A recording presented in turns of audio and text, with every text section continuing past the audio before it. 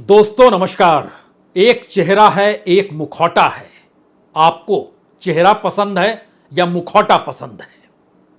इस देश में एक संविधान है। संविधान की व्याख्या करने के लिए सुप्रीम कोर्ट है।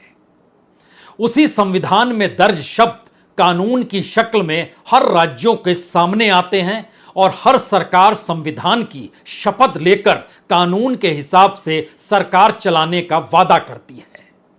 और सरकार में आने से पहले जिस मैनिफेस्टो को वो जनता के लिए जारी करती है, हर राजनीतिक दल के हर मैनिफेस्टो को परख लीजिए और फिर एक क्षण के लिए संविधान को भी देख डालिए।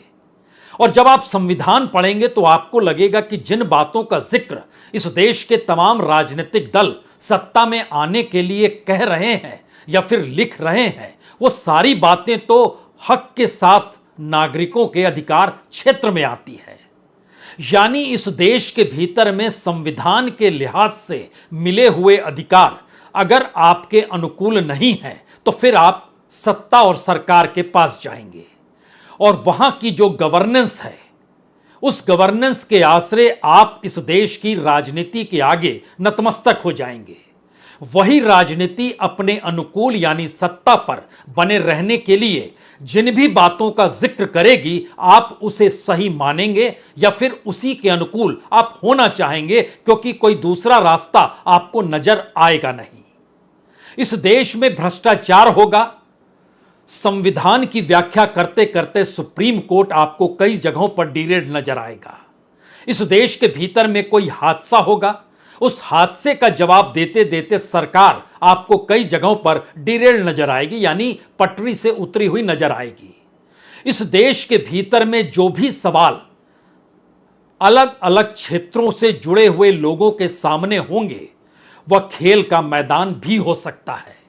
लेकिन राजनीतिक तौर पर अगर आप कहीं पर भी किसी सत्ता या सरकार से टकरा रहे हैं तो फिर यकीन जानिए, इस देश में सत्ता और सरकार का अपना मैनिफेस्टो संविधान पर भारी पड़ जाएगा। और संविधान की व्याख्या करते करते सुप्रीम कोर्ट के सामने जब वही मुद्दे आएंगे तो वह भी सत्ता अनुकूल हो जाएंगे या फिर उसकी व्याख्या सत्ता के अनुकूल होगी। आप सोच जरूर रहे होंगे कि दरअसल आप चेहरे के साथ हैं या मुखौटे के साथ हैं। आज आप खड़े कहां होना चाहते हैं, आज आप तय कर लीजिए, क्योंकि बात आज कमोवेश हर क्षेत्र की होगी, हर बात की होगी। और उसमें खास तौर से इस देश के लोकतंत्र के मंदिर के तौर पर बनी नई इमारत का भी जिक्र होगा, जिसे संसद भवन कहते हैं। और आज ही अंतर्राष्ट्रीय तौर पर एक खिलाड़ी मेडल से चूक गई। इसलिए नहीं चूकी कि वह दरअसल हार गई, वह चूकी इसलिए क्योंकि जो नियम कायदे थे उसके अनुकूल वो सामने आई नहीं, और उसी नियम कायदे के अनुकूल वो रहे, इसके लिए एक पूरी तकनीकी टीम होती है। और किसी भी देश की सरकार अपने नागरिकों के साथ और उसके हक के लिए तो खड़ी हो ही जाती है, लेकिन जब सवाल यह घुमड़ने लगे हवा में कि वो नागरिक हो या किसी प्रोफेशनल के साथ की परिस्थितियां हो, वो खिलाड़ी ही क्यों ना हो, लेकिन सरकार का रवैया शायद सब के लिए एक सरीखा होता नहीं है। और जब वो नहीं होता है तो वहां पर लोग सुप्रीम कोर्ट की तरफ देखने लगते हैं, और सुप्रीम कोर्ट भी खुद को सहलाते हुए जहां उसे चीजें अनुकूल लगती है वहां वह तुरंत निर्णय लेता है, जहां अनुकूल नहीं लगती है वहां पर चीजें टल जाती है। तो बात आज शुरू कहां से की जाए? जिक्र कर देते हैं, सुप्रीम कोर्ट को अच्छा नहीं लगा। दिल्ली के राजेंद्र नगर में 3 बच्चे डूब गए पानी में, लाइब्रेरी में पढ़ते वक्त, और सारी अव्यवस्था पूरे सिस्टम की थी। उस सिस्टम को पकड़ने की कोशिश में सुप्रीम कोर्ट को कहना पड़ गया, इस देश के भीतर में जो पढ़ाई, जहां पर कोचिंग सेंटर चलते हैं, लगता है जैसे वो कब्रगाह है, वहां पर आपकी मौत हो जाएगी। और इस देश के भीतर में लाखों लाख छात्र एक परीक्षा के भंवर में फंस जाते हैं। सुप्रीम कोर्ट कहता है कुछ जगहों पर पेपर लीक हुआ, लेकिन यह पूरे सिस्टम का हिस्सा नहीं है, यानी बाकी जगहों पर ठीक हुआ। कुछ सवाल आपके जहन में जरूर होंगे, लेकिन हमने कहा है आज शुरुआत तो पार्लियामेंट से ही होगी। तो विनेश फोगाट को लेकर आज खेल मंत्री पार्लियामेंट के भीतर निकल कर आए। वो लगे बताने कि दरअसल कितना खर्चा उन्होंने विनेश फोगाट पर किया है, लाखों रुपया दिया है और हर तरह की सुविधा दी है, और इन सब के बीच नियम कायदे कानून में वह फंस गई। तो ऐसे में उन्हें दुख है। उन्होंने इंडियन ओलंपिक एसोसिएशन के प्रेसिडेंट से बात की, रेसलिंग फेडरेशन से बातचीत उन्होंने की, उन्होंने वहां के जो टेक्नीशियन थे उनसे बातचीत की, और इस पूरे भंवर के बीच में हर कोई फंस कर रह गया ये हो क्या रहा है। इतना ही नहीं, हर कोई का मतलब उस संसद के भीतर बैठे हुए सांसद भी समझ नहीं पाए। तो दो चीजें आपके सामने शुरुआत में ही हम रख देते हैं। पहली तस्वीर पार्लियामेंट के भीतर की है। इसमें मंत्री महोदय बता रहे हैं विनेश फोगाट को दी जाने वाली सुविधाओं के बारे में। विनेश का वजन 50 किलो 100 ग्राम पाया गया, इसलिए वे स्पर्धा के लिए अयोग्य घोषित की गई। इस मामले को लेकर भारतीय ओलंपिक संघ ने अंतर्राष्ट्रीय कुश्ती संघ से कड़ा विरोध भी दर्ज किया है। नेशनल भारतीय ओलंपिक संघ की अध्यक्षा पीटी उषा भी अभी पेरिस में है। प्रधानमंत्री जी ने स्वयं उसके साथ बातचीत करके उचित कार्यवाही करने के लिए, उचित एक्शन लेने के लिए भी उसको कहा गया है। तक उनकी तैयारी हेतु सहायता का प्रश्न है। भारत सरकार ने विनेश फोगाट की उनकी आवश्यकता के अनुसार हर संभव सहायता प्रदान की है। उनके लिए पर्सनल स्टाफ भी नियुक्त किए गए हैं जो अपने क्षेत्र के विशेषज्ञ हैं। उनके साथ हंगरी के विख्यात कोच ओलेर अकोस और फिजियो अश्विनी पाटिल हमेशा रहते हैं।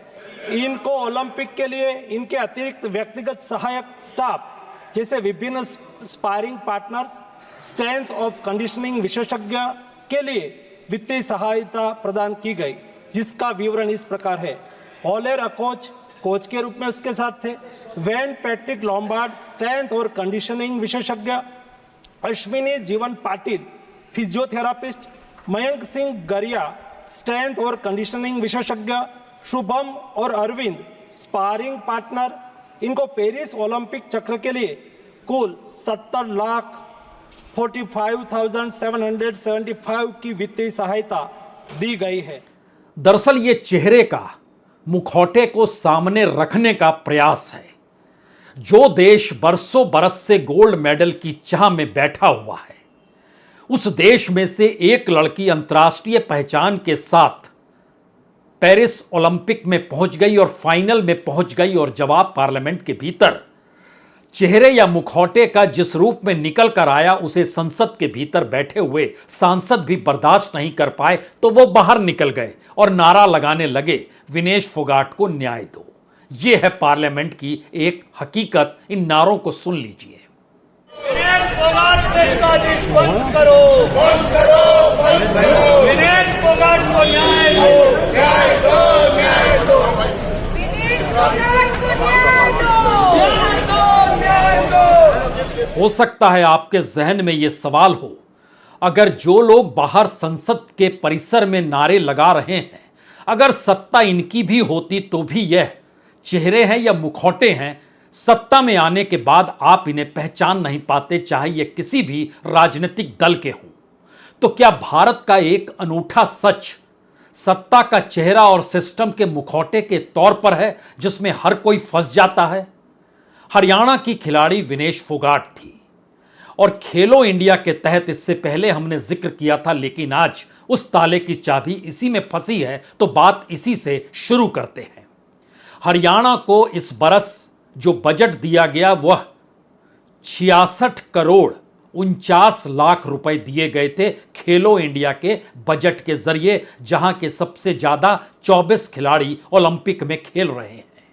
गुजरात के सिर्फ 2 खिलाड़ी ओलंपिक में खेलने गए। वो कहां छिटक गए आपको याद भी नहीं होगा। पहले ही राउंड में वो कैसे बाहर हो गए, शायद वाकई आपको याद ना हो किस खेल में वो गए, लेकिन गुजरात को 426 करोड़ 13 लाख रुपए दिए गए। यानी कितने गुना ज्यादा? लगभग 8 गुना ज्यादा। छोड़िए, इससे बात बनेगी नहीं। इस देश के भीतर का सच राज्य दर राज्य अगर आप परखने लगिएगा, और कोई आज से नहीं, बल्कि बीते 40-50 साल के पन्नों को अगर खोलिएगा तो जिस देश की इकोनॉमी को लेकर सत्ता का चेहरा और सिस्टम का मुखौटा या लोकतंत्र के तमाम पिलर जो शोर मचाते हैं कि हम तीसरी बड़ी इकोनॉमी और दुनिया में विकसित देश होने की दिशा में बढ़ते हुए कदम, उसका एक पहला सरकारी आंकड़ा सुन लीजिए। 1980 से 84 के बीच में और 2020 से 2022 के बीच में अलग अलग राज्यों की जो कमाई थी, सिर्फ इस देश के 6 राज्य हैं जिनकी कमाई बढ़ी है। यानी कितने साल हो गए? तकरीबन 40 से 45 साल के बीच की स्थिति बता रहे हैं। हरियाणा, गुजरात, कर्नाटक, तमिलनाडु, कर्नाटक और आंध्र प्रदेश, यही 5 राज्य हैं जिसके मातहत आप समझ पाएंगे कि कितनी कमाई किसकी हो रही है।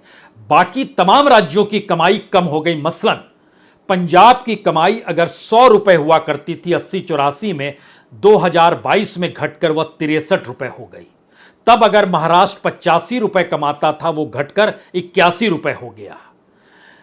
पश्चिम बंगाल की कमाई 65 रुपए तब थी, जो घटकर आज 47 रुपए हो गई। इन परिस्थितियों के भीतर हर कमाई अगर घटती चली गई तो इस देश के भीतर में राजनीति साधने वाले 2 राज्य, उत्तर प्रदेश और बिहार, दुनिया की इकोनॉमी के सामने उत्तर प्रदेश की स्थिति वही है जो दुनिया में रवांडा की स्थिति है। बिहार की स्थिति वही है जो सोमालिया की स्थिति है। इस देश के भीतर में जो कमाई होती है, उस कमाई के दायरे को अगर आप परखिएगा तो 1 लाख रुपए से कम प्रति व्यक्ति आय सालाना बिहार की है, उत्तर प्रदेश की है, झारखंड की है, मध्य प्रदेश की है। इन तमाम जगहों पर स्थितियां कितनी नाजुक है। मध्य प्रदेश की अब कुछ स्थिति अच्छी हुई, 1 लाख पार कर गया। लेकिन जो इस देश की प्रति व्यक्ति आय होनी चाहिए एवरेज के लिहाज से, वो राज्यों में भी असमानता है। कॉरपोरेट और आम लोगों में नहीं, बल्कि राज्य दर राज्य इन असमानता का हिस्सा यह है कि जो प्रति व्यक्ति आय के लिहाज से राज्यों की प्रति कैपिटा इनकम जो है, उसके ऊपर में सिर्फ 6 राज्य आते हैं, बाकी सभी उसके नीचे ही हैं। लेकिन बात इससे भी साफ नहीं होगी, क्योंकि चेहरे और मुखौटे के बीच में हम आप फंसे हुए हैं। सवाल खेल का कर रहे थे, हमारे दिमाग में रेल आ गया। रेल के जितने एक्सीडेंट इस दौर में, जो 22 एक्सीडेंट नई सरकार संभालने के बाद तीसरे टर्म में प्रधानमंत्री मोदी आए हैं, तो वो क्या कहते हैं? किसी का दोष नहीं है, कुछ गड़बड़ियां हो गई। जिस तरीके से पेरिस में एक गड़बड़ी हो गई, वैसे ही रेल दुर्घटनाओं में भी एक गड़बड़ी हो जाती है। इस देश के भीतर में जो पेपर लीक होता है, वह भी गड़बड़ी हो जाती है। छात्र अगर पानी में डूबकर मर जाता है तो एक गड़बड़ी हो जाती है। इस देश के भीतर में खुली लूट जो इलेक्ट्रल बॉन्ड के जरिए होती है, वह भी जब सिस्टम से निकलकर सुप्रीम कोर्ट तक जाती है, तो सुप्रीम कोर्ट भी अपने हाथों को खड़ा कर देता है। उसे समझ नहीं आता है कि संविधान के सामने व्याख्या करने का अधिकार तो उसे है, लेकिन संविधान तो एक चेहरा है। मुखौटे के तौर पर तो सुप्रीम कोर्ट की मौजूदगी है, और सुप्रीम कोर्ट अगर चेहरा है तो उसके मुखौटे के तौर पर सत्ता की यानी सरकार जो है वह मुखौटा है। और सत्ता अगर मुखौटा है तो उसके सामने इस देश के अलग अलग विंग मुखौटे के तौर पर हैं, और वो भी अगर चेहरे हैं। ये विंग कौन से हैं? चलिए हम ईडी को ले लेते हैं। ईडी ने पार्लियामेंट के भीतर बताया कि दरअसल बीते 10 बरस में 5297 मामले उसने मनी लॉन्ड्रिंग के लिए हैं। इस मनी लॉन्ड्रिंग के दायरे में इनमें भी घटा दीजिए 2019 के बाद से 4467 मामले मनी लॉन्ड्रिंग के दर्ज किए गए। बात इससे भी साफ नहीं हो रही है।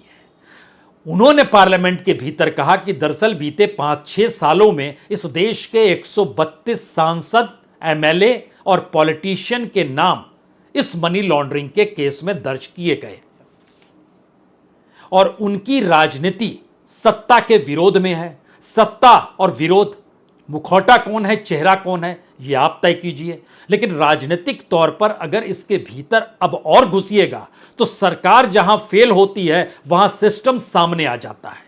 मौजूदा वक्त में जैसे बांग्लादेश को लेकर और अंतर्राष्ट्रीय मानचित्र पर भारत की विदेश नीति को लेकर जो सवाल है, उसमें अब सिस्टम काम नया करने लगा। और खास तौर से जो 5 राज्य जिनकी सीमा बांग्लादेश से लगती है, उसमें वेस्ट पश्चिम बंगाल सबसे बड़ा राज्य है, 2217 किलोमीटर लगती है। उसके बाद त्रिपुरा है 856 किलोमीटर लगती है, असम है 262 किलोमीटर लगती है, मिजोरम है 318 किलोमीटर लगती है, मेघालय है 443 किलोमीटर लगती है। लेकिन सभी उस दायरे में आकर फंस गए कि अब इस पांचों राज्यों की राजनीति बांग्लादेश, घुसपैठ और वहां की परिस्थितियों से जाकर जुड़ चुकी है। यानी राजनीतिक तौर पर राज्यों के भीतर जो भी मुश्किल हालात यहां के लोगों के साथ उस सत्ता या उसके गवर्नेंस के गड़बड़ियों से हुए हैं, उस पर अब हर किसी ने आंखें मूंद ली और एक नई परिस्थिति शुरू हो गई। ठीक वैसे ही जैसे आरबीआई कहती है इस देश में 25 करोड़ लोग गरीबी रेखा से ऊपर आ गए, नीति आयोग कहता है कि मल्टीनेशनल पुअर जो स्थिति है वो कहीं ज्यादा बिगड़ भी गई है। और इन परिस्थिति के बीच लोगों से मिलिएगा तो वो कहेंगे कि हम तो और ज्यादा गरीब हो गए। तो आप किस जगह पर कैसे खड़े होंगे, ये सवाल पार्लियामेंट तक पहुंचते पहुंचते फिर उसी सत्ता और मुखौटे में आकर फंस जाएगा। शायद इसीलिए इन परिस्थितियों के बीच आज जब पेरिस ओलंपिक से खबर आई तो प्रधानमंत्री भावुक हो गए। कल जब जीती थी उसके बाद प्रधानमंत्री भावुक नहीं हुए थे। भावुक वो आज हुए जब फोगाट को पूरे तरीके से कह दिया गया अब आप नहीं खेल सकती हैं और आपके द्वारा खेला गया कोई भी मैच मान्य नहीं होगा, यानी पूरे तरीके से आप अयोग्य हो गई।